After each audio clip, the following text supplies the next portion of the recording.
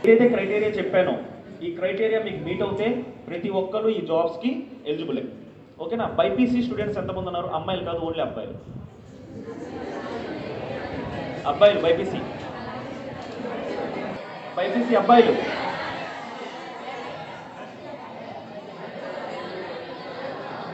Okay, BiPC అమ్మాయిలు ఎంతమంది?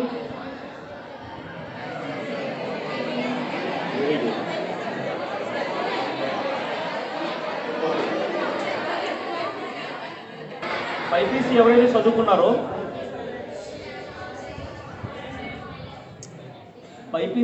చదువుకున్నారో వాళ్ళకు ఒక ఆపర్చునిటీస్ ఉన్నాయి.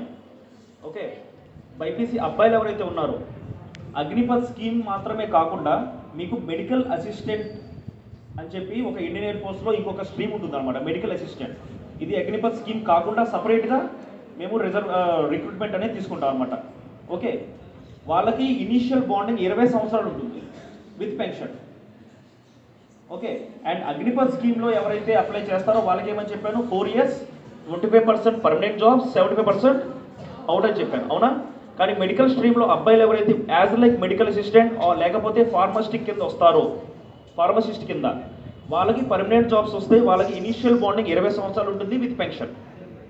ఓకే, లేదంటే వాళ్ళ వయసు 57 సంవత్సరాలు వచ్చేంత వరకు మీరు ఈ జాబ్ని కంటిన్యూ చేసుకోవచ్చు. అమ్మాయిలు ఎవరైతే ఉన్నారో బైపీసీ అమ్మాయిలు, okay, MNS military nursing service విన్నారా? Yes or no? ఎంఎన్ఎస్కి మీరు అప్లై చేసుకోవచ్చు, అవి కూడా పర్మనెంట్ జాబ్సే.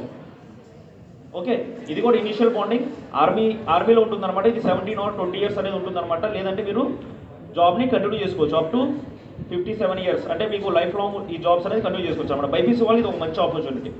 ఓకే, అండ్ ఎంపీసీ వాళ్ళు ఎవరైతే ఉన్నారో ఎంపీసీ వాళ్ళు science stream, other than science stream 2 streams ఉన్నాయని చెప్పాను కదా. Yes or no? ఎంపీసీ వాళ్ళు 2 స్ట్రీమ్స్కి అప్లై చేసుకోవచ్చు. ఎంపీసీ కాకుండా ఏమని చెప్పాను నేను, అగ్నిపథ్ స్కీమ్ గురించి చెప్తాను ఇప్పుడు. అగ్నిపథ్లో ఎంపీసీ స్టూడెంట్స్ ఎవరైతే ఉన్నారో science stream and other than science stream 2కి అప్లై చేసుకోవచ్చు. ఎంపీసీ కాకుండా BiPC, CEC, MEC, HEC, vocational, ITI, polytechnic ఎవరైతే ఉన్నారో వాళ్ళు కేవలం అదర్ దాన్ సైన్స్ స్ట్రీమ్కి మాత్రమే అప్లై చేయగలరు. పాలిటెక్నిక్ కానీ, ఇంజనీరింగ్ కానీ, లేకపోతే ఐటీఐలో ఎవరికైతే ఫిజిక్స్ అనేది సబ్జెక్ట్గా ఉందో వాళ్ళు టెక్నికల్ స్ట్రీమ్స్కి అప్లై చేయొచ్చు. ఓకే.